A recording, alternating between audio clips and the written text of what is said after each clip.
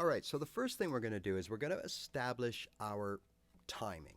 Okay, so we're going to listen to the backing track and we're going to kind of get a rough note of where we are in the beats per minute, right? You know, are we over 100? Are we getting closer to 120? Is it really slow?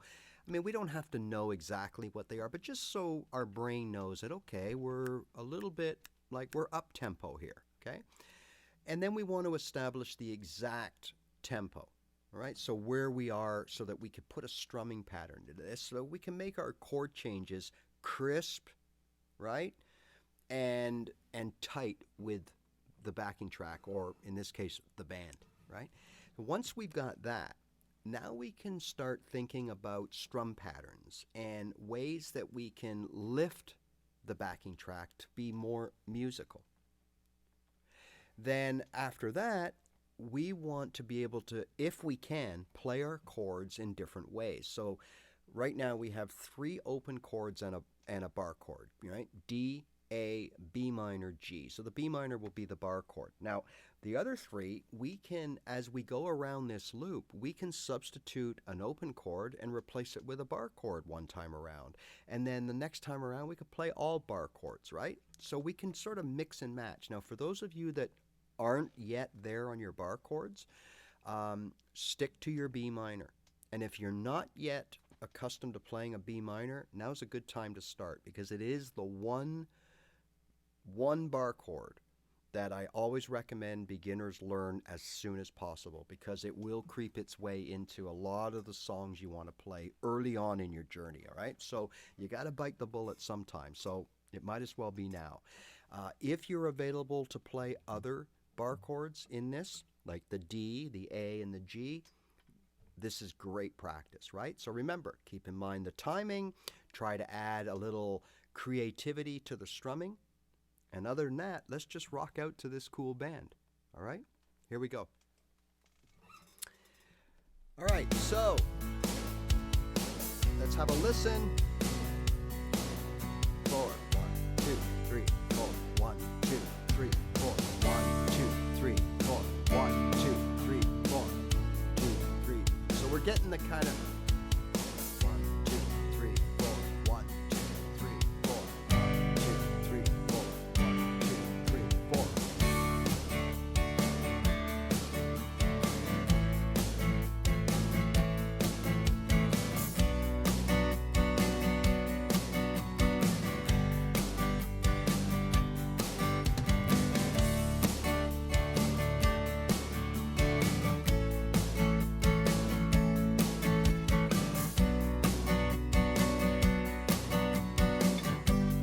We're doing a little mixing and matching now.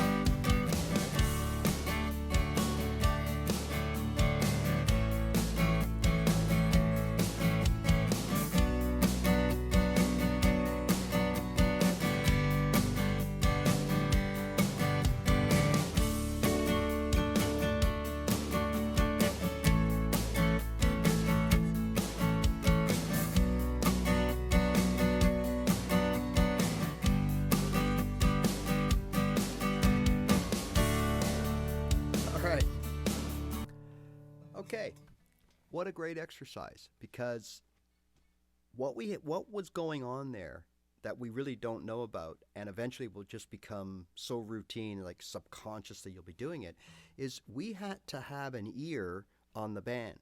Like, we had to make sure that we stayed with those drums, okay? And we didn't stray too far off. Now, once in a while, yeah, you're going to get lost. That's part of learning, right? But our ultimate goal is to be tight and on the beat, okay? Well, once we do that, then we can improvise. Now we can start adding some strumming and some, muting and percussive strumming and all this kind of stuff we can do, but not until we anchor down the beat, which I think we did pretty good there, right? And then, of course, the last bit was just sort of alternating between open chords and bar chords, right? And that's a great exercise to do that. So again, strumming patterns aren't only to play leads and riffs and licks and things like that. They really, really help build your rhythm and your tempo, your timing, and most importantly, your creativity, all right? Okay. All right, so we're ready to go. We've got a looper pedal. That's going to be our guitar player. And we've got a little three-chord chord progression, D, G, A. Now it's in 4/4, and there are 2 bars of music for each chord. Okay, now because it begins and ends on a D, so it's D, G, A, D, we're actually going to have 2 bars of D at the end of the loop, and then we're going to start with 2 bars of D to begin the new loop. So you're going to have 4 bars of D there, right? So remember that. And for those of you at a more advanced level, that's a great time to break off maybe and do a little something something, a little riff or something, a little solo in D, right? But we'll see if we can get there. For the rest of us mortals, what we want to do whenever we're playing with someone is you want to sort of, like, you want to see what their beats per minute, what kind of a tempo they're laying down, right? That's the first thing. Get the feel of how quick or slow that they're playing. You obviously want to see what chords they're playing. In this case, I've told you. And you just want to get a feel for things. So what I often do is when I start playing, I'm going to start the progression here, is I will go just the one.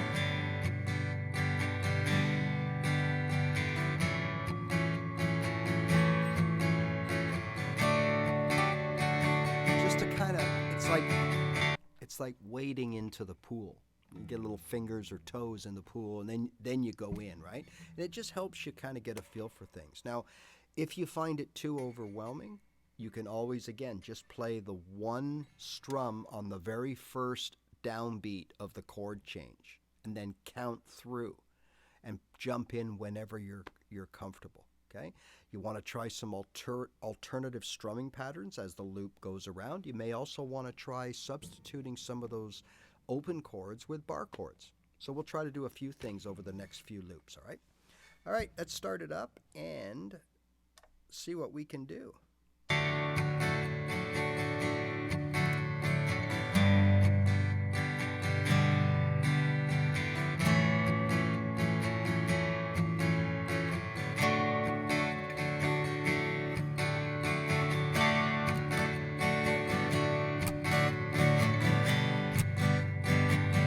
Just a simple pattern.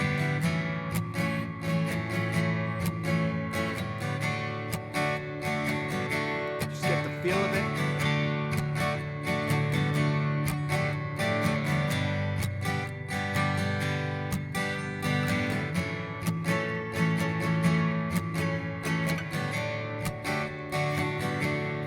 Stay on that beat.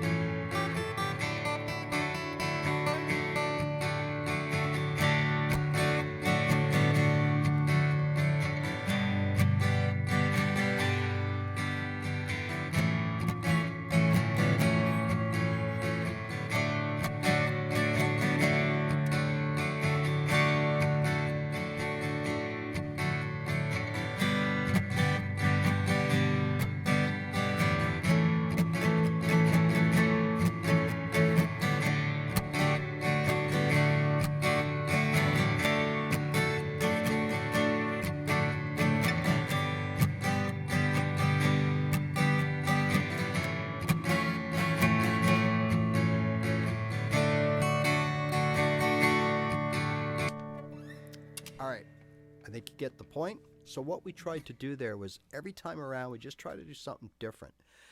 All the while keeping that same overall rhythm and tempo so that we don't change like every time through, like we change the sort of the face of the song, right? We want the song to sound the same, keep the same tempo going, but we want to just sort of add different things and play with the strumming and things like that. And if you can squeeze in a little lick here and there, that's great too. But again, no, that's for down the road. So that's another way too to use your looper if you have one. If you don't, you can easily use a backing track. I alternate between the two. So I just wanted to show you this. It's a great little way, especially for those of us that, well, we're not in bands and we don't have partners and we don't have anyone else that maybe is at our skill level or a little bit better that we can sort of poach off of and latch our wagon onto. So having your looper and putting your 2 or 3 chords down on that is a great way, as is a backing track, right? What we'll do right now is we're going to switch over to a backing track, and some people might find it easier because you can hear different instruments and you got a drum beat going on and that kind of stuff, right? So here's something we can noodle around with a backing track.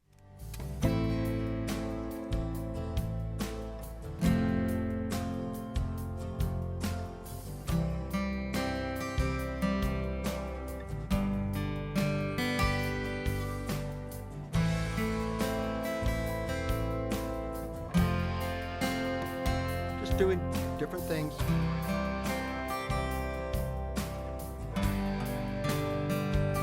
No rules, as long as we're tight, right? As long as we change.